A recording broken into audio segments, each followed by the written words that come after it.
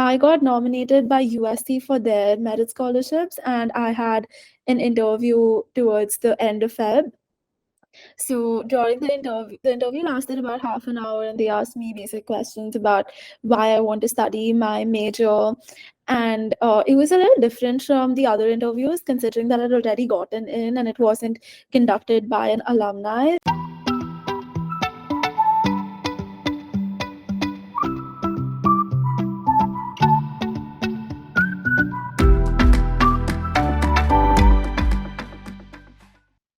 To episode 6 of Fresh Off the Boat. And I'm delighted to be with Tanisha Saraf, a student I've known for roughly 3 years. It's been a pleasure to see you become who you are and attend USC now. So please introduce yourself and we'll take it from there. Hi, thank you so much for having me. I'm Tanisha. I'm currently a freshman at USC, studying global geodesign. And I did my high school in Bombay, which is also where I've lived for 18 years of my life before moving to LA.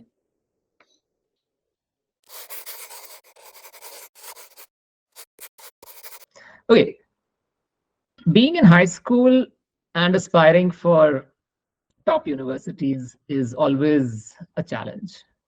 Very few students brace and get ready up for that challenge. It's also important to realize that academics is something which is critical. So getting the right grades, but also choosing the right courses in high school that have and demonstrate rigor is critical. More than that, students also top it up with various things. Some of those may or may not be necessary, but since everyone's doing it, they too want to do it. Do AP courses beyond their regular school curriculum, or even sign up for academic research, and even do independent projects which show their interest in particular subjects. But let's just go one by one. I'll focus more on the academic research part. I know you were interested in it, and we had several conversations. What's the deal with these third party academic research organizations like Pioneer, Lumiere, Horizon, and many more?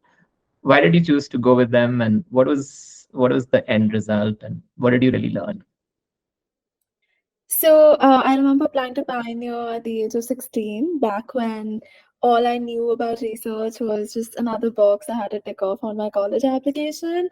And as someone who was so unfamiliar with it, I wanted to choose a path which was more structured, where I would have to minimize the number of decisions that I made on my own, just because I don't think I came from a place of having enough knowledge about how research works to begin with. So I'd say the benefits of choosing a program like Pioneer were the fact that I got assigned to a discipline that I was interested in, and I would have weekly sessions with students from all over the world who had similar interests as mine, and we would have reading lists and podcasts that we had to watch, and we would come together during these Zoom calls and discuss those, after which we would have discussion sessions with our mentors to start thinking from a more research methodology angle. And what worked well for me was the fact that these programs had deadlines, because I did Pioneer in the second semester of my 11th grade. And in the first semester of my 11th grade, I actually tried working under a professor at Kriya University. And that entire approach wasn't something that worked for me, just because I wasn't self motivated enough to um, follow through with the research at every single stage. And I've noticed that it's something that a lot of my peers were also struggling with, because when you're 16 and you have to deal with the pressure of giving SATs, APs, your school exams, trying to build the best possible resume for college applications, you end up prioritizing things which are more timeline centric. And I think that was the biggest benefit of opting for a research program. Beyond academic research, what are the few things you feel that worked for you beyond school grades and everything else? What else do you think worked in terms of your intellectual interests and your profile, or even talk about how you wrote your essay, which talked about you being undecided or being decided about certain things that you'd like to study in college? I think two things that really stood out for me was one, the level of engagement I had in my school community. So I come from a very small school, which consisted of just 500 people across 14 years. And because of how proactive I was in my school community, like I did everything right from being the Undersecretary General for MUN to doing Confluence, which was our literary festival, to being the curator for TEDx and having the lead role in all my school annual days, plays, being in choir, band, doing dance performances. I think I was able to explore so many different things, which um, helped me create really strong bonds within my school community. So, one was also the fact that I was getting so many opportunities just because of how most people in my school community had seen so many different sides of my personality. And I was able to do a lot of collaborative projects with my peers, and I'll be talking about some of them later on. I think that was one part. The second part was the fact that I did a few activities which brought together many different interests of mine. So I started a nonprofit called Skills on Wheels, where I worked with rural women in Palghar, and this was inspired by the retreat that you took us to go with an eco village. And I think the different parts of my interests that got aligned through that project were one, rural development through engaging with these women outside my everyday environment. The second was fundraising, which was something that I'd done in the past for a lot of school projects, but this was completely independent. So I had to figure out how I want to raise money, and I decided to do that through a wall painting fundraiser. So I got an opportunity to bring together my event organization side, but also like my marketing and my creative sides. And all of these different facades of my personality came together to create this project, which ultimately used the funds that I raised from the wall painting event to provide bicycles to these women so that they could go to vocational training centers in Palghar. So I think that was one project that helped me explore my interests. And the second one was Common Ground, which was a YouTube channel that I started along with some of my peers, which was inspired by Jubilee's Middle Ground series on YouTube. And it was basically this platform where we brought together people from different who had different perspectives on a particular issue to figure out a common ground. Fantastic. I watched all of these over the 2 years we were working together, and some amazing effort that you put in. But just to take a minute to talk about social impact and community service, the first question I typically have for students is, which cause do you really support? And if you're not sure, how do you discover those causes? And the Global Goals website, which is the United Nations SDG website, has some amazing resources, and I definitely want to point out and also discuss with students different goals that perhaps are aligned with their vision of making a contribution. So it's clear that students feel that they need to do something, but they don't have interesting role models to look at or even templates to kind of browse through and see what they can do. So after they get some inspiration, my goal will also always be to say, okay, you can do some grassroots level work. You can perhaps help out at a local facility or go out of the way and travel and join another organization over the summer. But after you've done the grassroots level work, go a bit deeper and study the cause in an academic sort of setting or a mindset, and see what else one could do to solve that problem in a more interesting and holistic way, or even find ways to amplify the solution.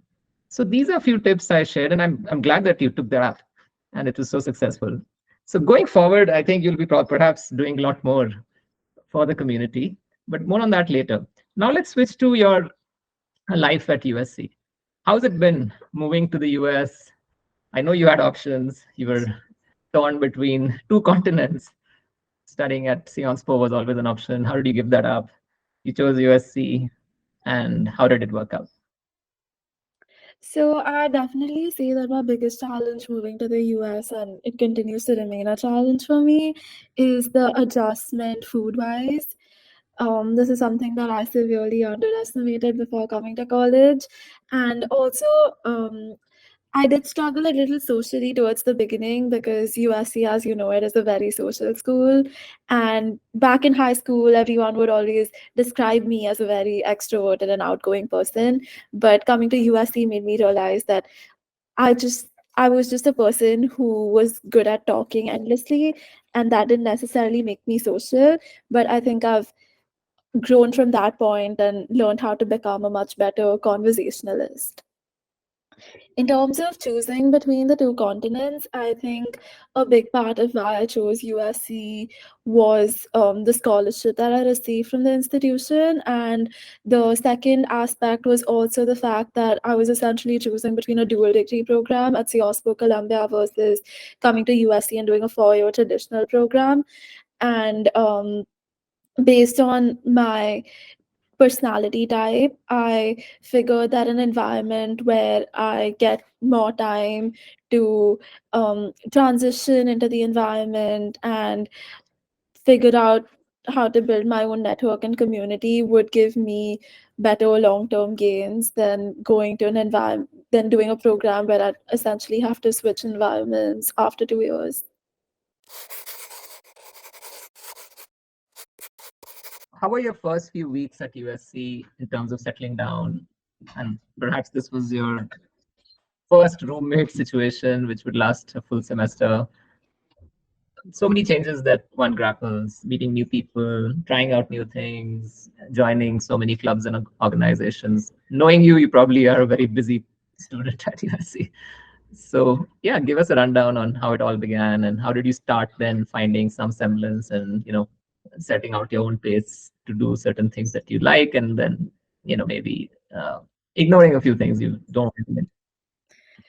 So I definitely say that the transition to USC was pretty easy considering that I got into USC early action, which means that I got my letter of acceptance back in January of my 12th grade. And that meant that I'd started engaging with the USC students who got admitted from India almost 7 months before coming to college.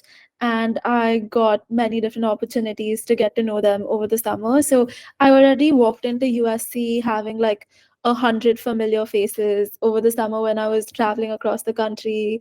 I traveled to Delhi, Jharkhand, Bombay, and then I also went to Singapore. With every city that I would travel to, I would make it a point to connect with USC students from my batch who would be attending in my cohort. So having familiarity on campus definitely helped.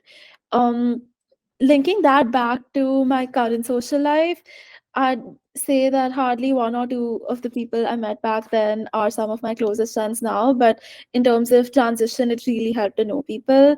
I think another challenge that I faced was the cultural differences in terms of my rooming situation. So my immediate roommate was a girl from London who's half French and half Bulgarian, and my suite mates, who are these two girls who I share like a common area with, they're both Persians from the Bay Area.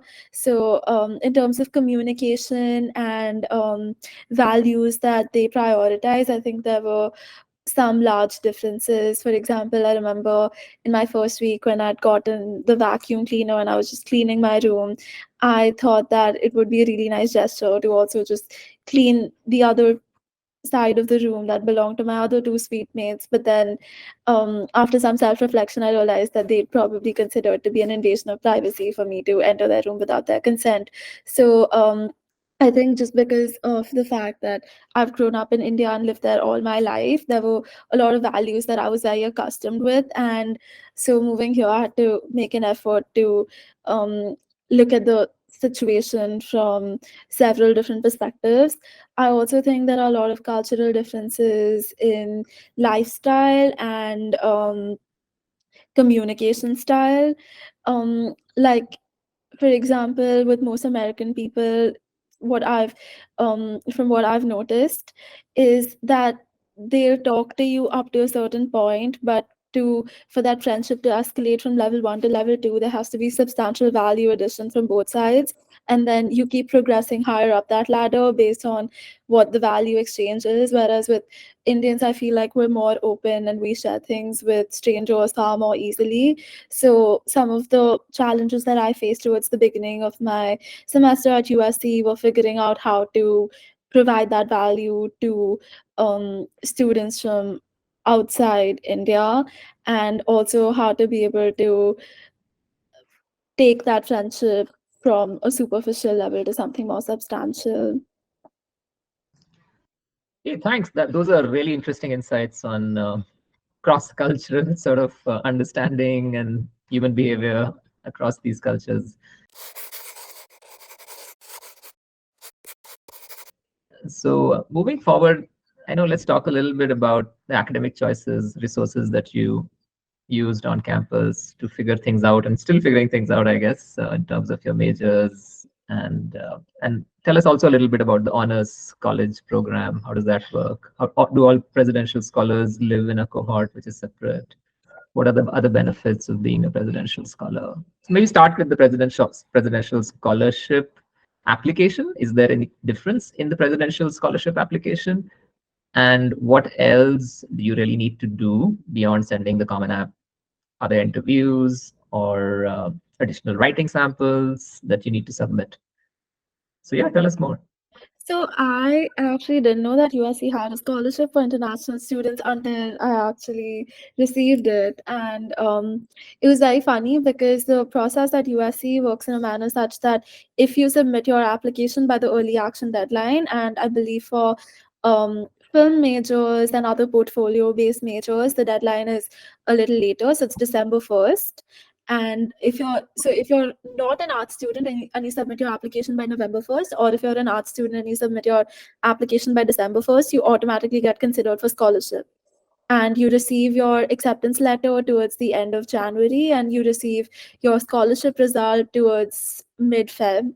And after that, they either award you a scholarship directly if you've already been admitted early action, or they shortlist you for an interview. So a lot of my friends got the 25% scholarship, or like a lower scholarship, 20%.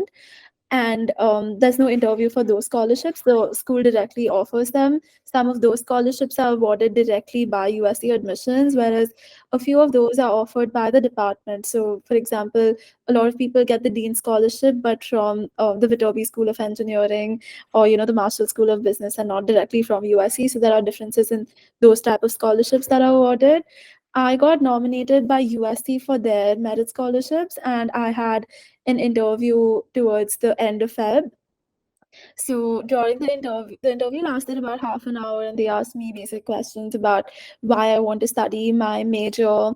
And it was a little different from the other interviews, considering that I'd already gotten in and it wasn't conducted by an alumni. So there are three people who are involved in the interview process. One is generally an admissions officer, the second is a professor from a particular department, and the third is a student ambassador. So since I applied to the Donzai School of Letters, Arts and Sciences, the student who interviewed me was a Donzai ambassador, who are students who volunteer with the admissions department to conduct scholarship interviews. Very interestingly for me, the faculty member who was involved in the interview process was from the Russian language department, because the Donzai supplemental essay that I'd written was about languages. So they don't necessarily match you with a faculty member who is related to your major, and it could be something from another part of your application that they really liked. And I could see that USC had put in a lot of time and effort into reading my application, because some of the questions are very tailored to niche details I mentioned on my application. So, for example, my Donzai supplemental was the prompt was about what topic I would talk about if I had an opportunity to address a crowd of 1 million people for 10 minutes. And my essay was about how I would talk about the power of language in an increasingly technological world. And one of the questions that they asked me was, something that we struggle with at USC is convincing students why they should learn foreign languages. So, if you were a USC faculty member, what strategies would you use to promote language learning on campus? and a lot of them were very unprecedented questions that I had to become very creative with on spot. But overall, it was very conversational and it didn't feel as technical. I also know that USC tends to ask some more fun questions. Like some of my friends were asked about what their dream trip would look like, and so on and so forth, which are also some questions that they tend to ask you in the short answers. So if they like a particular part of your application, they might just ask you to expand more on something that you wrote in your essays during the interview. And then after that, you receive a result about your scholarship decision a month down the line. So if you're nominated as a trustee scholar or a presidential scholar, you get guaranteed housing at the McCarthy Honors College, which is in the USC Village, which is technically off campus because it's not part of the area where all the academic buildings are situated, but it's still housed within USC and controlled by the USC Residential Housing Association. So the Honors College is a community of about 500 people, and most trustee scholars and presidential scholars will tend to live here because we get guaranteed housing. And if you're a dean scholar or a scholarship that falls between the two, or also um, if you receive a half ride through the PSAT and MSQT, you can be eligible for living at McCarthy, but you're not guaranteed it. So apart from the presidential and trustee scholars, we have all these different students who receive different forms of scholarship. Some of them also receive scholarships from their home governments who reside at the residential college. And at the beginning, it wasn't an experience that I was super fond of, just because I found some of the people here to be a little more full of themselves. But at the same time, it's something that I became more comfortable with over time. I will also say that in hindsight, I wish I lived at a traditional dorm on campus, just because those tend to be much more social. So at McCarthy, we get an ensuite which has our own private bathroom.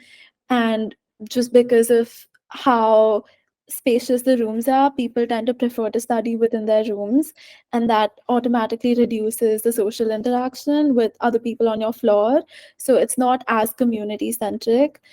So that's one aspect to consider while choosing housing, which I fully overlooked. But another point that I would just like to add is, because of how high achieving most people at the honors college are, it's very interesting to see what people are doing outside of their time in their classes.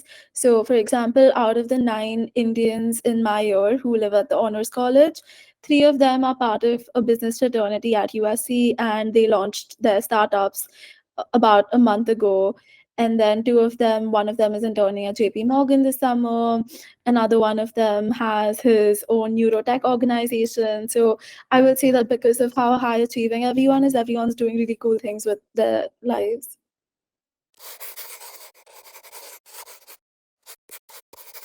Studying in the US offers flexibility in terms of choosing courses, meeting gendered requirements across disciplines. So it could be a student who's not sure or a student who's sure can sample so many courses across humanities, social sciences, natural sciences, life sciences, languages, and other interdisciplinary fields.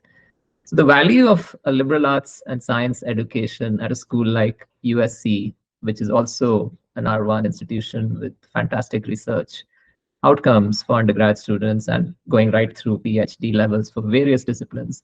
There's so much is on offer.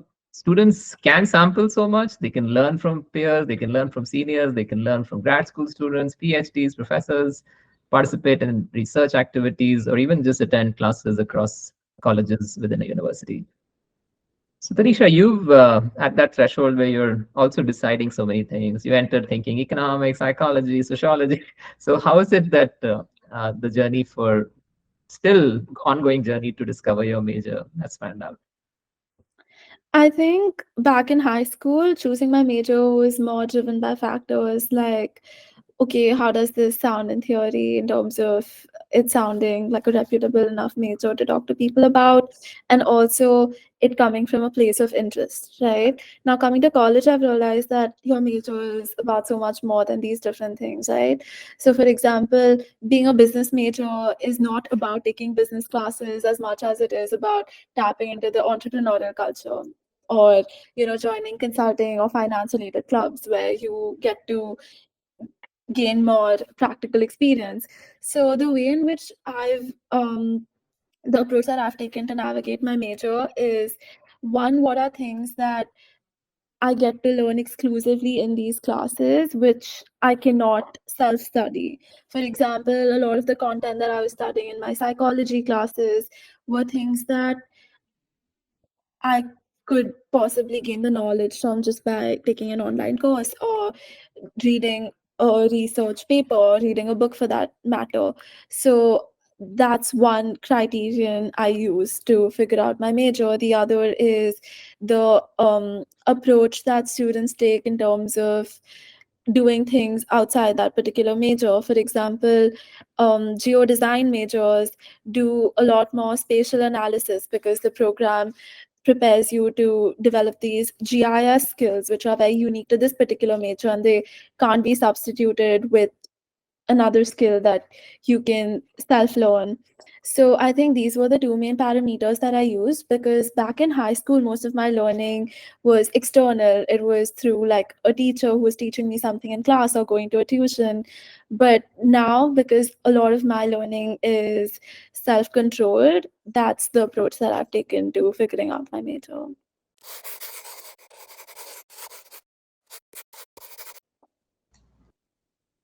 Geodesign and business. I think these are the two words that I caught on. And very often, when I visited universities, I've noticed students talk about learning certain tools and softwares, ArcGIS, and so on and so forth. Very excitedly, one student came up and told me like how so many video games also use such GIS softwares. So tell me a little bit more about geodesign. What are the different applications of geodesign, and how do you learn it? What is it? What are the essential requirements to major in a course like that? And then where do you go from there? How do you combine it with a business major? What are the opportunities? So, at the heart of geodesign lies GIS. So, you learn all these skills and you learn how to use ArcGIS, how spatial data is gathered, how to analyze spatial data. And these are the more technical, quantitative aspects. You learn how to use the um, technology and how to do the data analysis.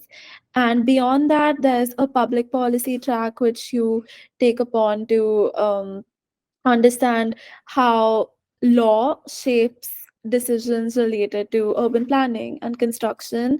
And you also take real estate development classes to understand the next step. Once you've understood how the law functions and once you've understood how that land can be used, how do you bring in different stakeholders to do the execution?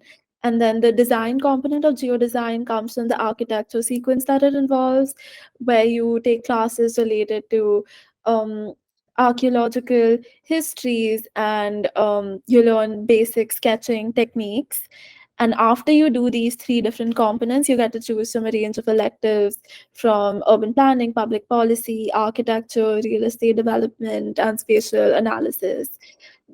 In terms of applications, a lot of career paths that students take is to either get into real estate development or to do consulting for real estate firms. So, for example, the geodesign majors role in the entire value chain will be to figure out which piece of land to use for what. For example, one of the projects that the Spatial Sciences Institute at USC recently did is to figure out where in LA this tree plantation should be done.